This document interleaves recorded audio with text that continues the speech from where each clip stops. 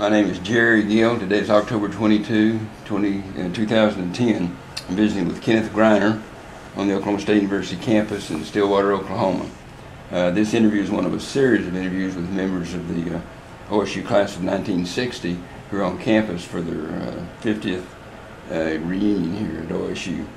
And this is also part of the O State Storage Project of the Oklahoma Oral History Research Program. And Ken, I appreciate you taking time to be with us today.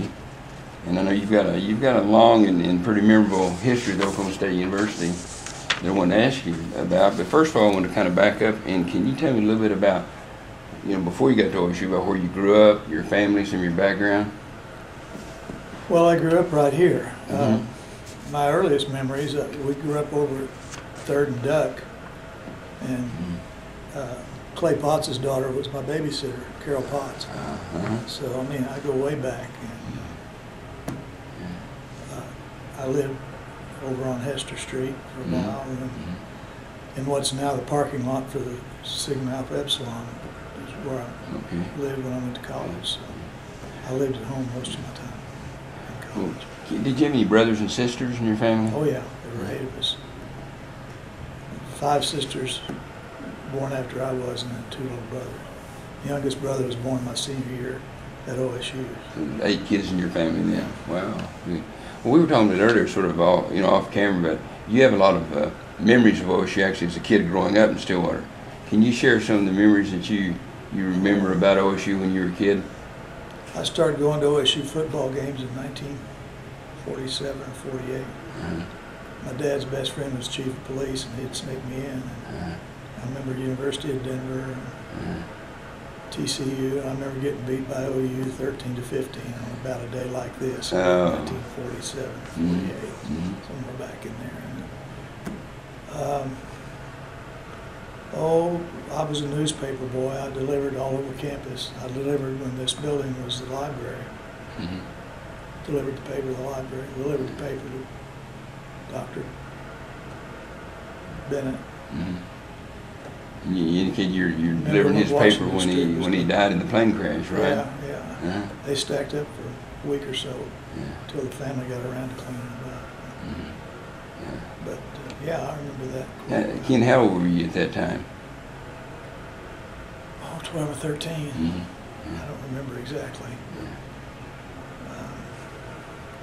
Now you're going to mention Washington Street. Now Washington Street used to be a county line road, wasn't it? Yeah. So. Yeah, it was. They closed it down to build the library. We had a cabin at Yost, so we lived over on Hester Street, so we'd go out Washington Street to Yost. And what did the family think about closing down Washington Street? We weren't very keen on it. Yeah, I understand a lot of people still weren't, isn't that right? Yeah, that's right. Of course, my folks were pretty much against almost any progress, I guess. Yeah, right. Well, of course, things the way they were. Well, now the background is that Ken is there. This was part of Bennett's big 25-year master plan to build the library and the student union, and to do that they had to close that down. Yeah. Make part of the campus. Pretty interesting. In fact, in high school, I worked in the landscape department. Worked on planting. Well, who was the guy that headed up Bennett's landscape plan? I don't remember who headed up his landscape plan, but Thompson. Jerry Thompson was his son. I think what was his name. I've forgotten.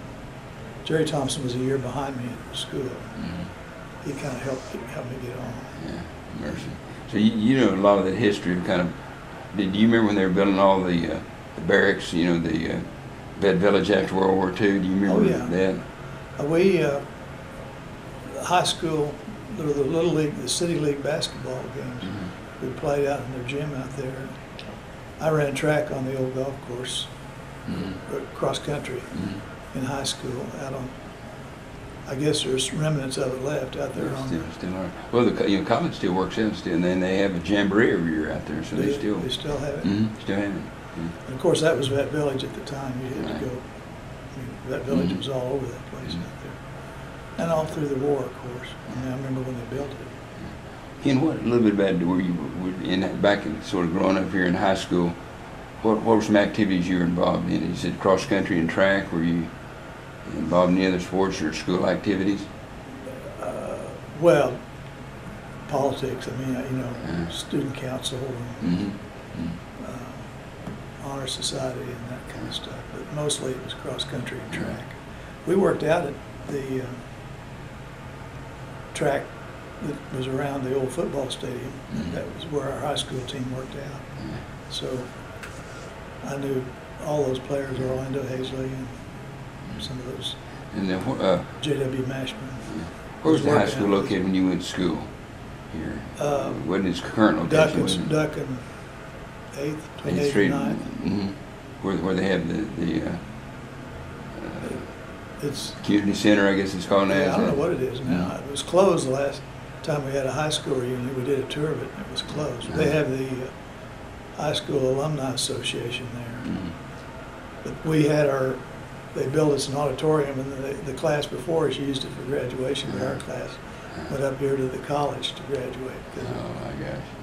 The class was too big. We used the high school auditorium, the college, the OSU auditorium. Well, Ken, what year did you enroll at Oklahoma State? 56. So the fall of '56. We were the last class to be at OSU, or to be at A&M. Well, yeah. Let me ask you about that. How did students feel about changing from A&M to Oklahoma State, from Aggies to Cowboys? How did that go over? That was great. They liked it? I liked it. I mean, I remember the newspaper that June day when it said OSU joins Big 8 the day before. They both happened on the same day. They had to say they changed from Oklahoma A&M to Oklahoma State, from the Aggies to the Cowboys, and then we also they went from the Missouri Valley to the Big 8. Big 8 on the same day. And then Pistol Pete was a new mascot. No, that came later. But it was like in '58, about a year later. A year later, yeah. Did you ever remember? No, I was. It was 2 years later when they got the mascot. Do you remember when you first saw Pistol Pete at a football game? Yeah.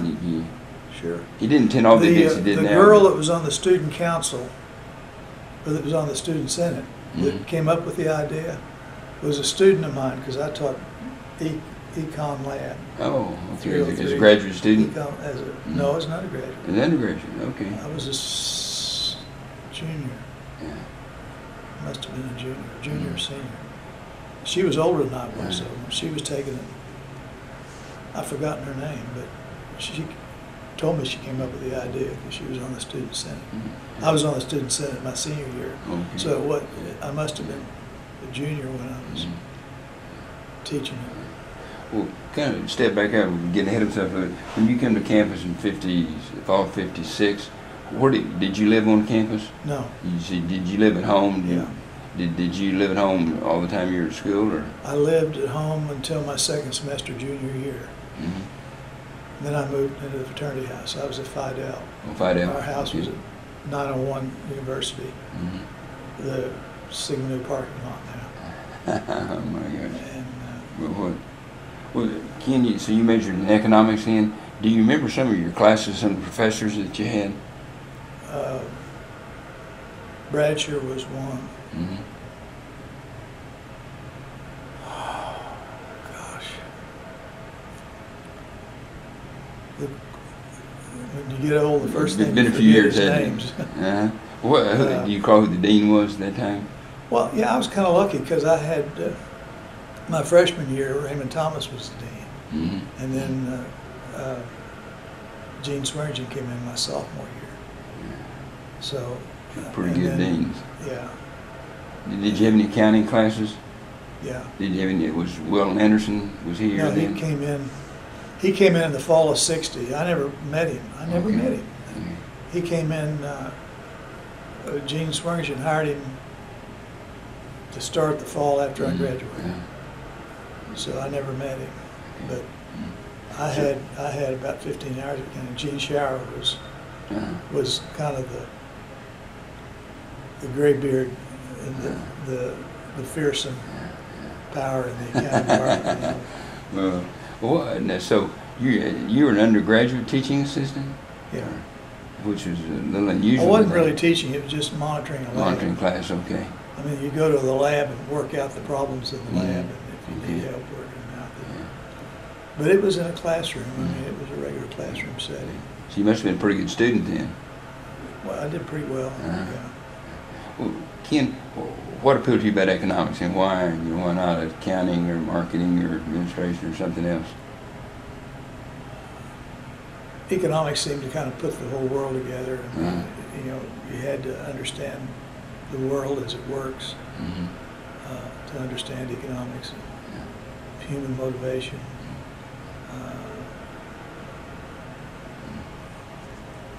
Supply demand. I just thought it was it was most interesting, really. I wasn't doing it because I thought it'd get me a degree, get me a job. I did it because it was interesting. Accounting was kind of kind of pedestrian. Pretty narrow and pretty deep, huh? Yeah, and I wasn't that good at it. Well, Ken, what were the others? We talked about, of course, you're active as a kind of a teaching or a student assistant anyway, at undergraduate level. Were there any other organizations? You were in the fraternity for about a year and a half. Any other student organizations or activities you were involved in? Oh, I was in everything. I think I had more pictures in that year annual than anybody else in college because I was president of my fraternity. I was in the student senate. I was president of the the pre-lawyers association, ZIMU. And business Toastmasters, and president of Alpha Kappa Psi, which was a business fraternity. I remember initiating Dean Burris into Alpha Kappa Psi. He was the vice dean under Swearingen. I'd been there for 30, 40 years. I dated his daughter. That helped a little bit, or not, depending. I don't know. I was in all kinds of. I was really very active, deeply involved in campus politics. Not politics, president of fraternity. All the other fraternity presidents. Plotted stuff together. Well, some of the activities. What were some of the activities of your fraternity at the time? Some of your key annual events that you had or you did? Well, we had a huge number of architects in our fraternity. And we would win the homecoming float pretty much every year. We considered ourselves defeated if we didn't win the grand prize for the homecoming float. And of course, they don't do those kind of floats anymore. Well, I was going to ask that, Ken. Back in the 50s and into the early 60s, probably the parade and the floats were probably a bigger deal than the house decorations, weren't they? Yeah. So all the pomp and the time we put in, and we think about now more with house decks, they really did more on the floats. Is that right? That's right. The house decks weren't really very much, and the floats were really spectacular. Well, was homecoming as big a deal then as it is now? Was that a big deal? Yeah. You kind of worked that out. Every bit as big, probably.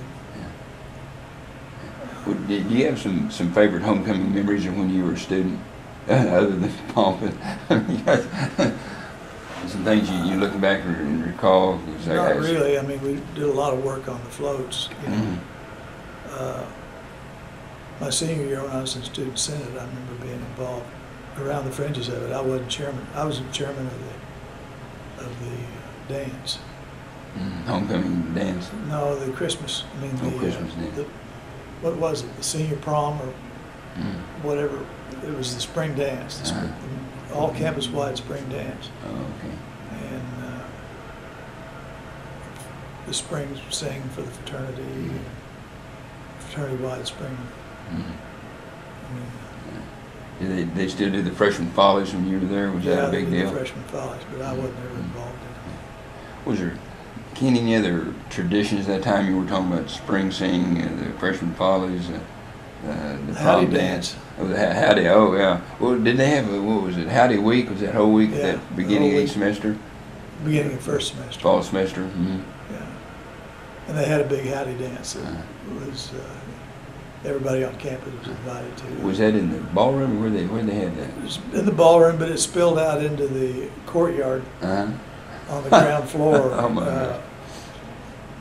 You know, where they built an addition to it now. It's not there anymore, but Right. that space to the east of the Union, out on the ground floor, they'd be dancing out there. Ballroom couldn't handle everybody. So it was a big event Now, then. the spring dance, we'd do the ballroom, and then we'd do second floor. We'd set up chairs on, not on the second, on the third floor.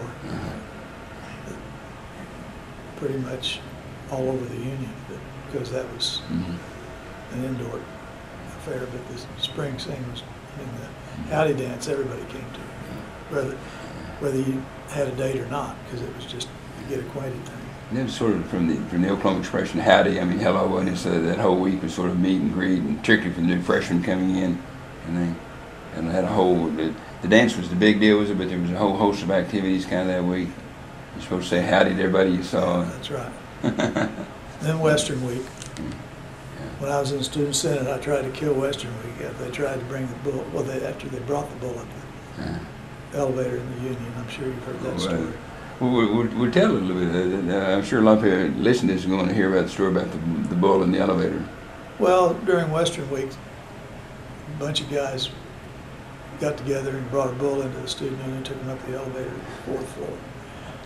And when the elevator door opened, Abe Hesser, the manager of the union, was standing there, escorted him out of the building.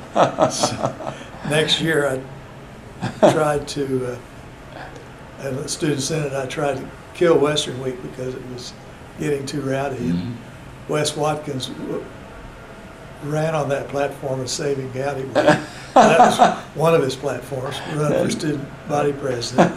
Well, Wes is in your class too, right? He's here. Well, he was a homecoming? year ahead of me, or a year behind me. Oh, you're behind you? I think. Okay. Well, he stayed here a year longer than I did anyway, Yeah. because he was president the year after I graduated. So, if I got the story straight, though, you tried to help kill him, and he was running the platform for saving Frontier Week. Western Week. Western Week. Did Wes ever talk about that in recent years? Laugh about it? Oh, I think so. The funny thing was, and I can't remember his name, I'm getting too old, but I went to I bought a nursing home over in Tahlequah, and I went to a party where they were celebrating the sale. The guy I bought it from invited a bunch of his friends out to dinner. One of the guys there said, when I was in school, I brought an bull up the elevator. And he eventually wound up on the OSU Foundation board with Is that right? He's the fellow that owns the landscape company over there. That brought it in. I forgot.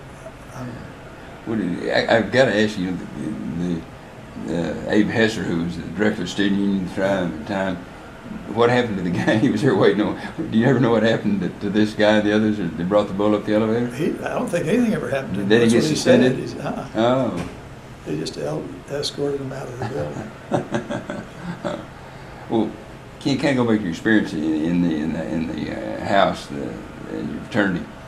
Do you remember your house mom? Did you have a house mom? Well, it was kind of interesting. We had a house mom, and when I was president, I had one meeting where we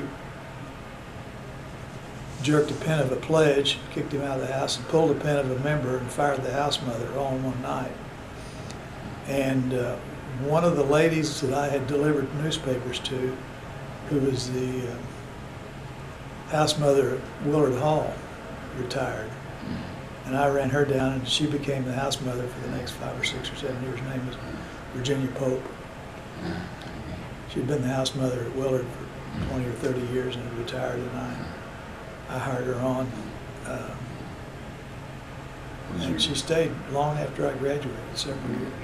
Very, very popular. Carol Pope was her mother, lived here in town. Was Mom Woods, was she the She was at the SA house?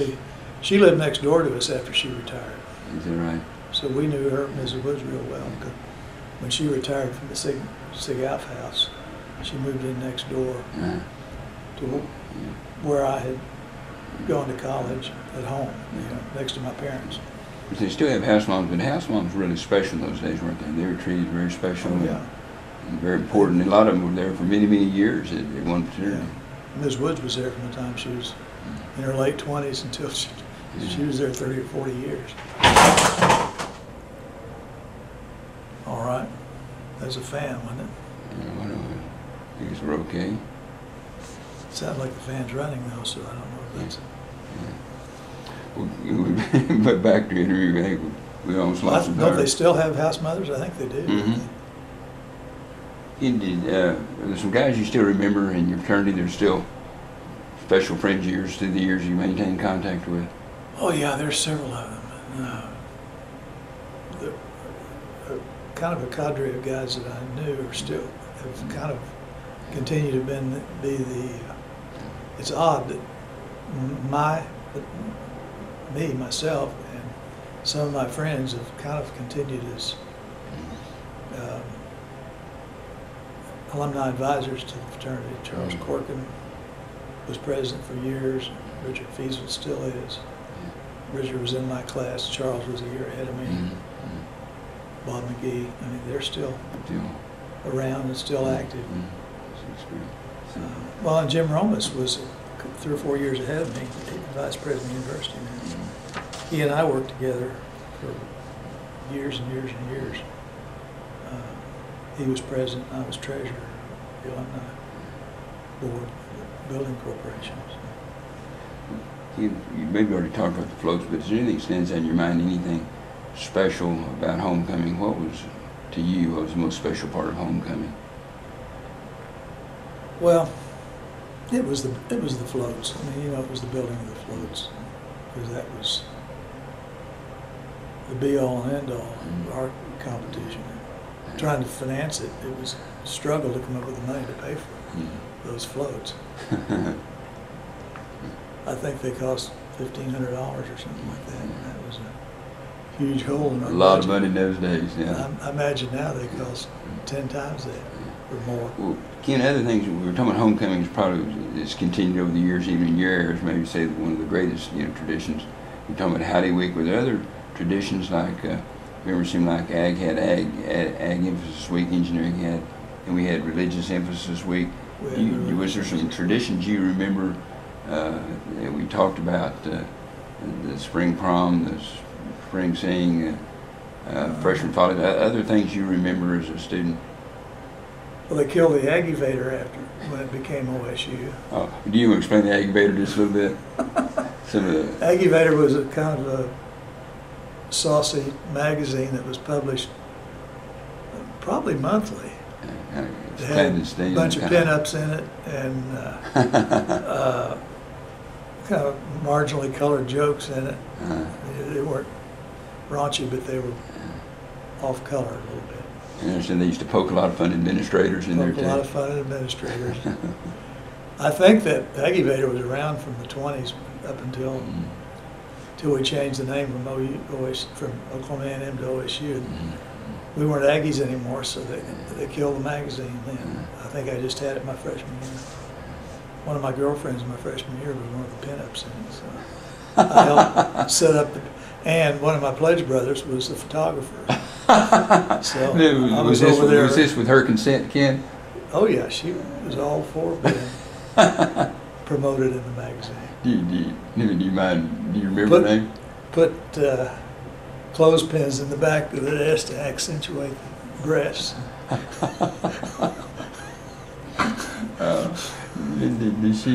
Is she still alive today?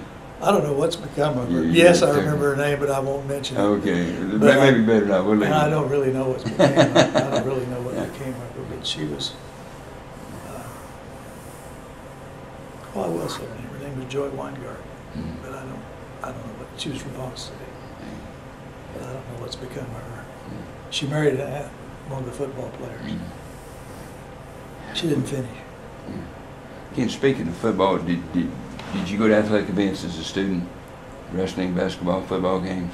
Well, in those days, you had odd and even basketball tickets, numbers on your student ID card and no pictures. Yeah, did you explain a little? Some people don't understand how that was, but so you'd get to go to, if you're Well, I'll let you explain it, the odd and even system. Yeah, we had student ID cards, and Mm-hmm. everybody had a number, and if you go to the basketball games, you go to the odd numbered student IDs could go to half the basketball games, and the even numbers would go to the other half of the games. So each year, every other year, you got to go to the OU home game, and every other year, you got to go to the Kansas home game. And of course, we traded IDs back and forth, Oh, so yeah, that a lot of that. if you really wanted to go, you could go to all of them. And I did get to go to the big Kansas game that we talked about, Oh, yeah. the last walkout OSU ever had. Oh, yeah. Is that My the... freshman year, when we beat Kansas. Was that Will Chamberlain win? When we beat Will. But back in those days, you know, that was before the fire marshal got involved, and we put 10,000 people in.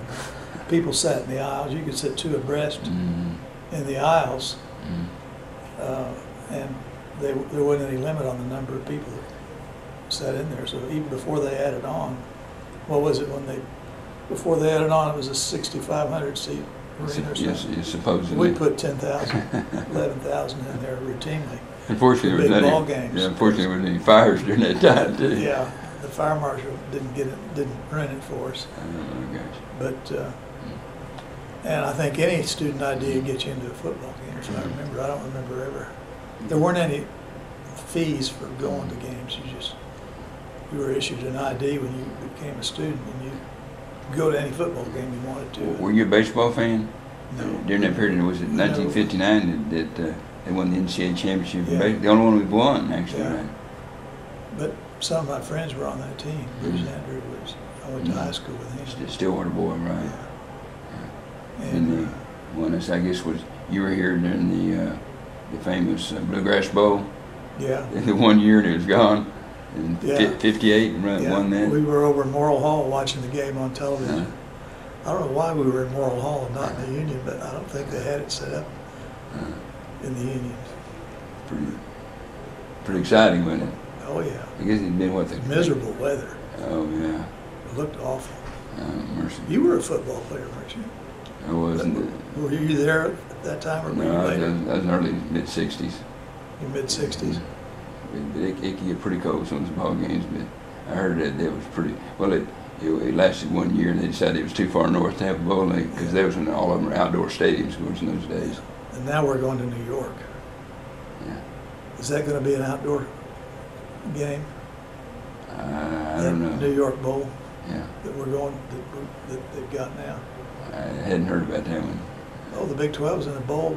Yeah. The 7th ranked team in the Big 12 gets to go to a bowl in New York City. Oh my gosh. You didn't know that? No, I missed that. Yeah.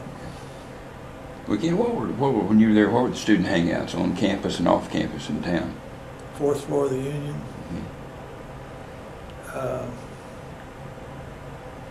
The ground floor of the Union was the big hangout. I mean, that's where the coffee shop was. Coffee shop and all that sort of eating, the cafeteria area. You know, it wasn't the food court it is now. Right. It was just a food line, and other than meal times, you know, it was a place to get coffee, and we'd have a coffee shop. There was a restaurant. I mean, there was a hideout we used to. Well, there was I don't remember the name of it, but between what's now the business building and the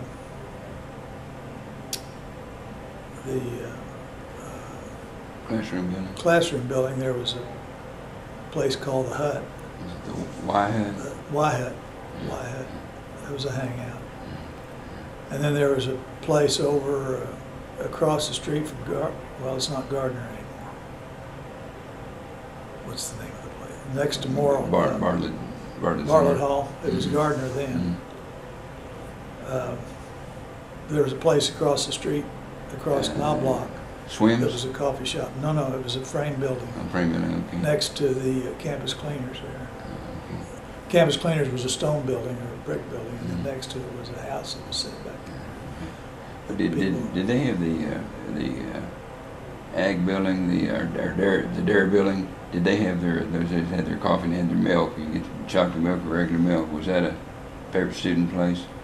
I don't remember that being a student place. I mean, We used to, you know, when we lived in town, we used to go up there and buy our milk and our eggs. And stuff. I don't remember about eggs, but I remember going in there to buy milk. So they'd sell it to the town folks. But I don't remember it being a hangout. It may have been for the ag students. Well, what about and off? And of course, Washington Street. That's what I was going to ask. Off campus, there, Aggie B, other places. What were some of the student hangouts that? Oh, I don't remember the names of them, but one of them is the place right across the street from the AGR house. It's still there. And it was much smaller then, but I don't remember the name of it. Let's see, across the street from McCaffrey's. Of course, McCaffrey's drug was is Colonial Florist now. But across the street, across the street from Dupree's East was a lot of my fraternity brothers would go over there. They had too much to drink. Dupree's was a restaurant. It was a nice restaurant. Was Bill's Italian Restaurant, was it open then? It was before that. I don't remember what. Well, what about the Hideaway? It opened like in 1957. Do you remember the Hideaway? I was one of their first half a dozen customers, I think. Really? Yeah. What was it like then? Girlfriend and pizza didn't exist in Oklahoma. You couldn't find it anywhere. I mean, even in Oklahoma City, there was only one restaurant. They had it at Ned's. Well, I guess there was two. There was another one, but. And Sussie's, Jack Sussie's? Jack Sussie's place. Jack Sussie's and Ned's were about the only place. And nobody had it in Stillwater. Right. And when the Hideaway opened, you could take a date in there. Well, the Hideaway opened in a little grocery store that we used to. I used to live over on West Street too, and when I was 4, 5, 6 years old, my mother would send me up to what was the Hideaway. It used to be Campus Grocery, I think, and you get a loaf of bread for a dime. And that was just south of the University Heights Baptist Church. Yeah, it'd be across the street south of it. Yeah, in a little stone building, a little brick building there. And it was in there for, I think, most of the time I was in college.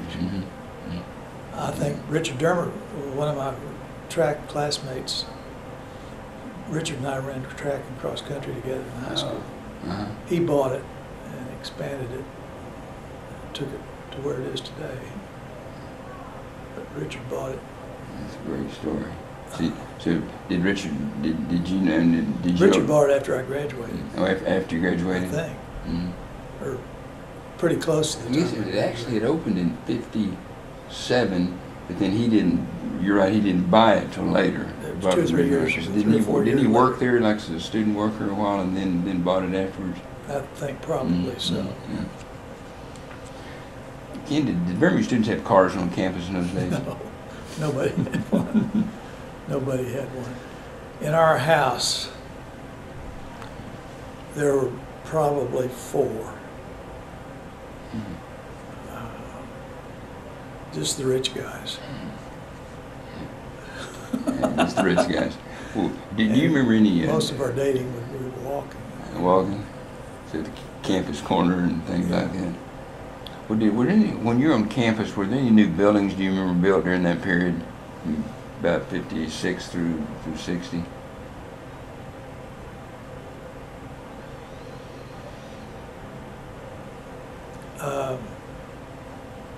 I don't think so. There was a construction boom before we got there and one after we left, but while I was there, I don't know that anything was built. I was at the groundbreaking of what's now the business building. It was the business building then. We broke ground on the business building. But I'd already graduated, and I came as a recent alumni. Been out of school 2 or 3 years when that. You remember any? That. But I don't think anything was built during the 4 years I was there. The library had been built 3 or 4 years before. The Union had been built 5 or 6 years before. What about any special events or speakers that you remember? Anything special in your time Did Holly Slossie come on campus at that time? He came while I was in high school. Okay. I did come up here and meet him and shake his hand. Oh, interesting. Through The Emperor of Ethiopia. yeah, but I was in high school when that happened, Okay. so that was a big deal. I understand that was Harry Truman on campus? He was on campus when I was delivering newspapers, so I mean, those are all a little bit before you were still in high school or junior high. but, I mean, I knew about it.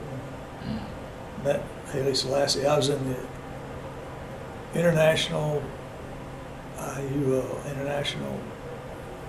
anyway, the high school international club. So we were invited up. We got to meet him.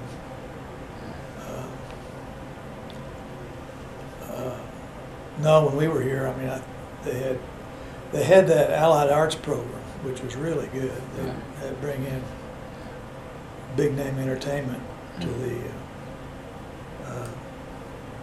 Gallagher Hall. Do you remember any of the groups or individuals that came in as part of that? I think all the big.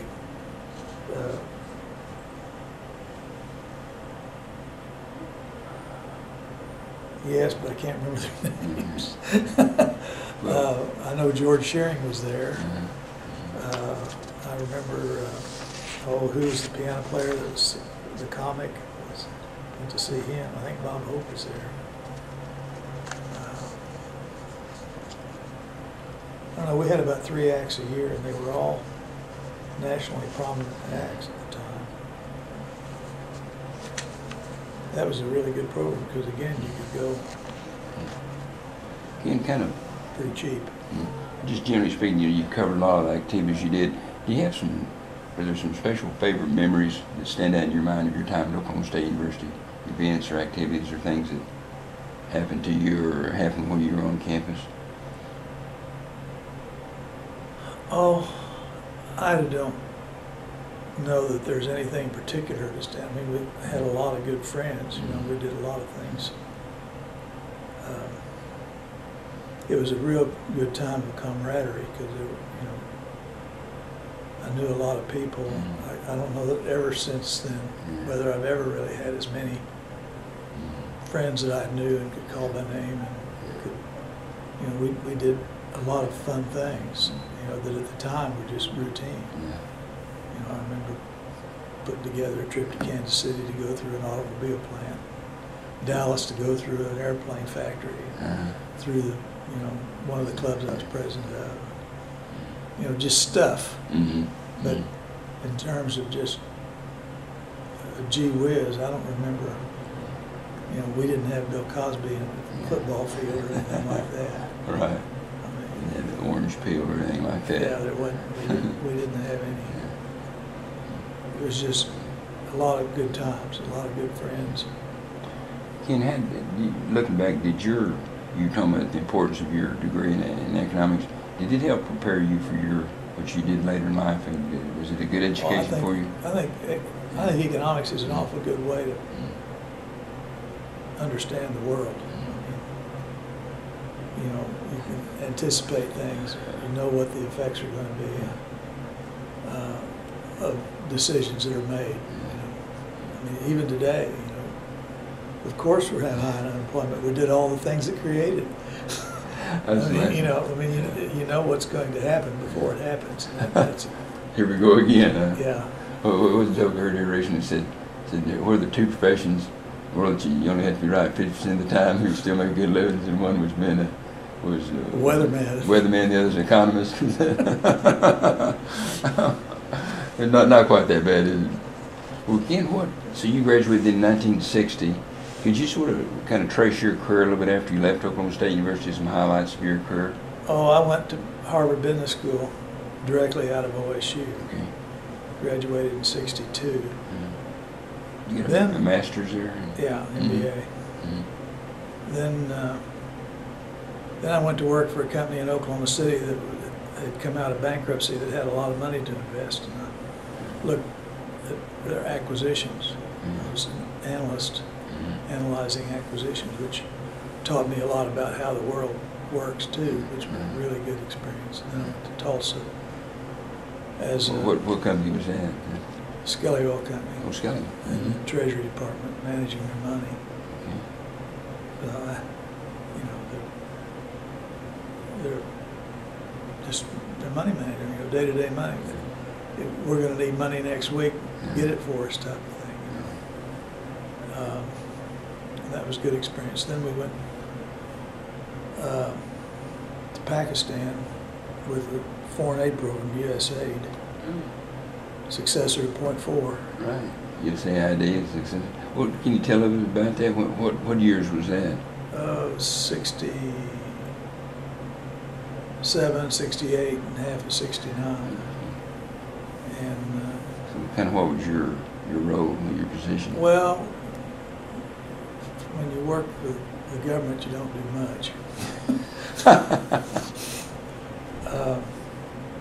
My title was loan officer. Initially, I was involved supposedly in making loans between the U.S. government and the government of Pakistan. What you do is what the ambassador tells you to do. You'll make a loan, now go out and justify it, that type of thing. So there wasn't really any judgment involved because it was trying to manufacture support for a political decision. So it wasn't much fun. And then I made local currency loans to U.S. factories trying to build plants there, which was a lot more fun. Did Home Economics have a program in Pakistan at that time? Who? The College of Home Economics, now Human Environmental Sciences. I think they were out there. Yeah, We weren't there yet. One of our family friends had been there, who was the vice president of OSU, Randall Clemmy. Right. Remember him? You sure do. He had come and gone from there by the time I got there. But He'd been there and been in Ethiopia before that, as I recall. was he in Ethiopia? For a I've while, forgotten yeah. that. I don't know. I don't remember. When Dr. Bennett died, and he didn't get the presidency of OSU, he went to Pakistan, and then he came back with Northern Natural Gas. And I brought him on campus. That's another thing that we used to have. I guess it was Business Week that we put together. We brought in business leaders and brought them onto campus and met with different classes through the week. I remember bringing him back.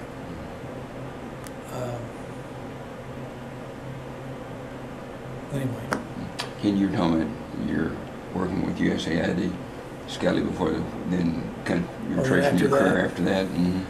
After that, I came back and went to work as a management consultant for a couple of years until we got.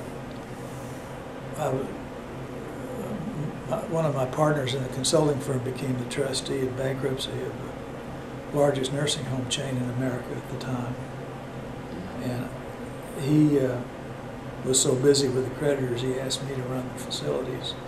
So I ran a chain of nursing homes. At that time, 50 nursing homes was as big as there was. And what was the name of the company? Four Seasons Nursing Centers of America. And then I kind of became a professional bankruptcy trustee and did 3 or 4 little bankruptcies. And, Standard Life insurance company. I kind of just bummed around. I mean, when you're a bankruptcy trustee, you really kind of do what the lawyers tell you to do. It wasn't much fun. So anyway, what I learned in the nursing home business and what I knew from doing acquisitions, I parlayed that knowledge into starting my own company and built up a chain of nursing homes. Then diversified into related healthcare products like hospice care and medical supply company. And we've since expanded that into rehabilitation, physical therapy company, pharmacy, everything. That's good. Home health. But I retired about 10 years ago. Sold it to my son. He did those last 2 or 3 companies. Ken, one thing, all the things you've done, all the activity you've been involved in, you remain connected to Oklahoma State University. throughout your life, and particularly in the last few years, been very much involved, of course, in the OSU Foundation and with the university. First of all, a general question: what is it about OSU alumni that they're so loyal to Oklahoma State University? I mean, there's oh, it's irrational, isn't it? and a lot of schools don't have that. What is it about Oklahoma State University in your mind that creates that? I don't know. I'm so close to it for so long. You just assume that and expect it, yeah, right? I mean, I was an OSU fan starting when I was 8 or 9, 10 years old. And in fact, I remember some things that people at the university have forgotten. I remember gathering, an airplane flew overhead when I was in grade school, and they dropped from an airplane a picture of Bob Fenimore with his, and on 8.5 by 11 sheet of paper with his uniform on, and they said, they've got my number. They retired his number. And you try to find anybody in the athletic department now that thinks that they retired number 55. Oh. Every time there's a story about it in the paper, they've retired Barry Sanders' number and Thurman Thomas's number, but you don't hear them talk about retiring Bob Fenimore's number. That's interesting. But I know they did. Well, Ken, in what ways did attending Oklahoma State University impact your life? And looking back through the years, what kind of influence did it have on your later life?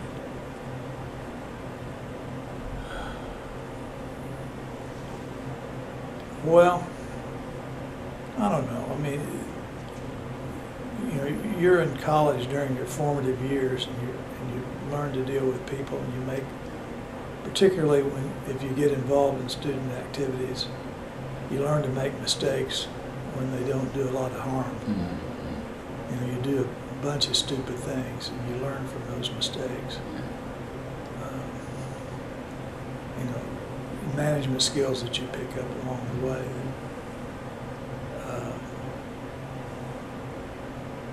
I just think that a person ought to be involved in student activities, not just go to class, because they lose too much.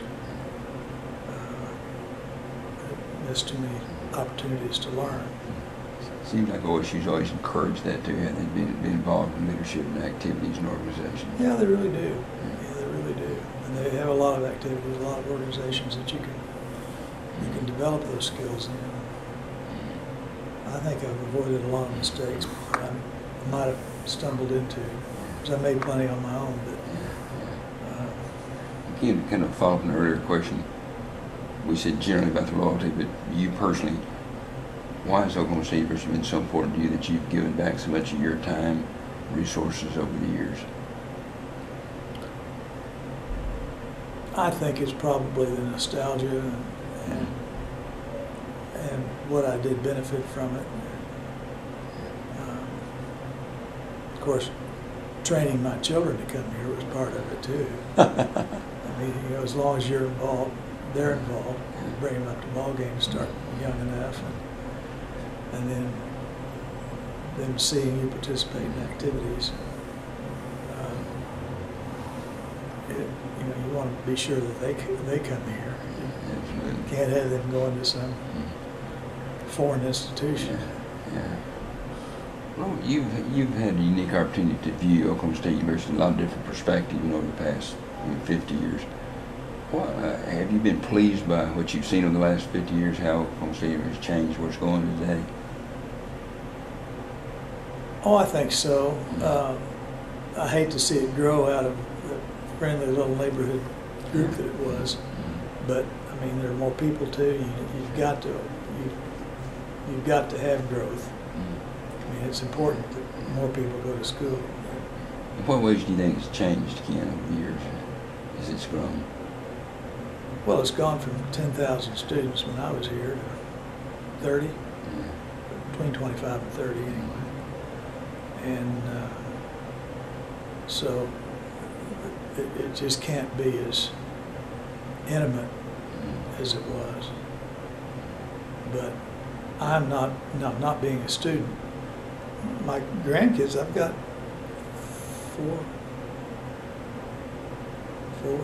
three grandchildren here now.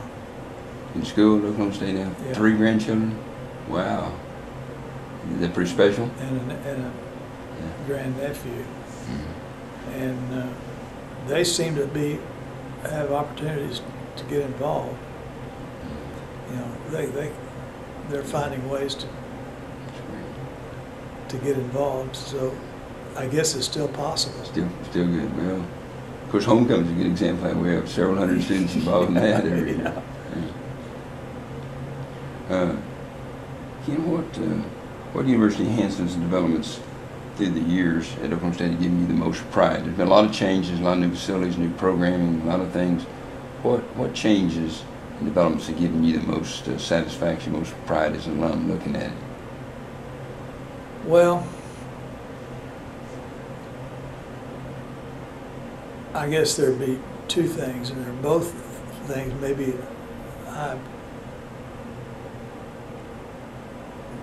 part of it is pride in my own wisdom, but when Bob Sandmeyer became dean of the business school, he had a little group, you know, of about 10 or 15 of us come together, and he asked us where we thought the business school ought to go. And I was a pretty strong advocate that we push international and entrepreneurship. Well, see where you're going. And he took the international and ran with it right away. I don't think it was my doing. I think it was opportunity. You know, I mean, we had an opportunity to get involved with the Dubai, you know, and those opportunities opened up. But he took it and he ran with it, and I was very pleased with that. And then the money came along here in the last few years to develop the entrepreneurship program. Are you excited about where the college is now? Oh yeah. They need a building, of course. They've turned what was a nice classroom building into an office building because they've outgrown it. They've gone from 1,500 students to 3,500 students or something like that. So, I mean, you know, we need a new business building now. It's kind of funny, I've been through the whole cycle. You know, when I was here, we all had our classes in Morrill Hall and the classroom building, and then we built that new building, and now it's obsolete. That's right. It was going to take care of everything forever. How old I am. Because that building's 50 years old now, I guess. Pretty close to it. Then, of course, the athletic program. That really unites the campus, I think. That pulls everybody together. I've already seen through the foundation how a successful football program can pump up enrollment. It's kind of amazing. Oh yeah. Well, as a former chairman of the board of trustees of the OSU Foundation, what do you think about the $1 billion campaign? It's hard to say. It's hard to say $1 billion, isn't it? It's pretty impressive. They're going to make it too. I think so. Looks like it. Boone keeps extending his match. We'll get there. Yeah. Well, just again, sort of an interesting kind of question. But looking back on your student days, I mean, so you really involved as a student leader and a lot of things. But is there anything that you'd do differently? You think about looking back that you maybe wished you'd done a little bit differently?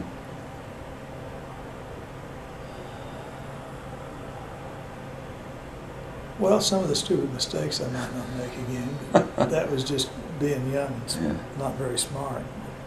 No, I think if there was one time in my life when I did everything well, did everything right, that was probably it. Yeah, I think back at times, wouldn't it have been fun to have been on the athletic team or done this or done that, but you can't do it all.